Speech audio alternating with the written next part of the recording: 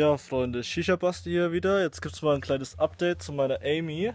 Hier, ein Kollege ist auch noch da. Servus. Hier mit seiner Zigarre.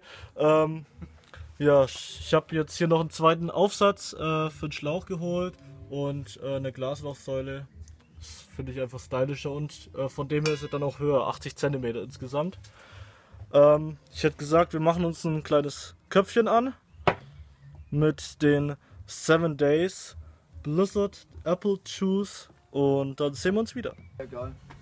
Ja, hier seht ihr das Köpfchen. Ich habe jetzt einfach eine Rundlochung gemacht.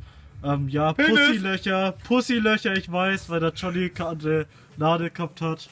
Pussylöcher! Sorry, Mann! Okay, die Kohle ist auch schon durch. Ja, mit Kamin. Ich hau den Kamin jetzt einfach mal drauf. Mach mal, ja, egal.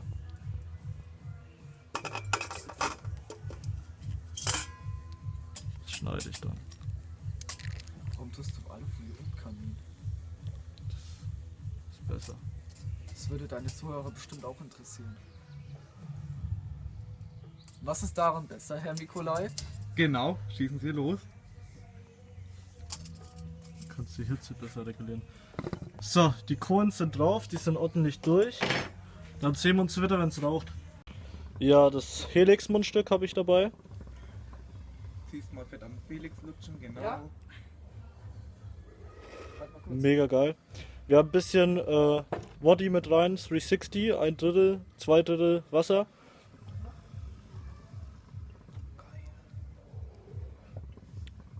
Richtig gute Rauchentwicklung.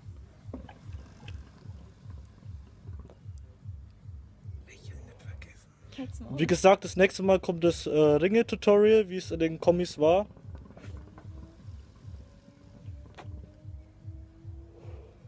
Schon lange nicht mehr. Ja, okay, der Bauwagen. Oh, der wird Pfeifer, der verkauft. Pfeifer ist, Der Pfeifer ist ja. der Glabpfeifer.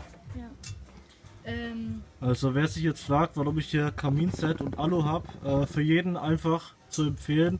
Macht einfach 3 Lagen Alu mit Rundlochung, haut den Kamin drauf und ihr habt nie Probleme, dass es irgendwie kratzt.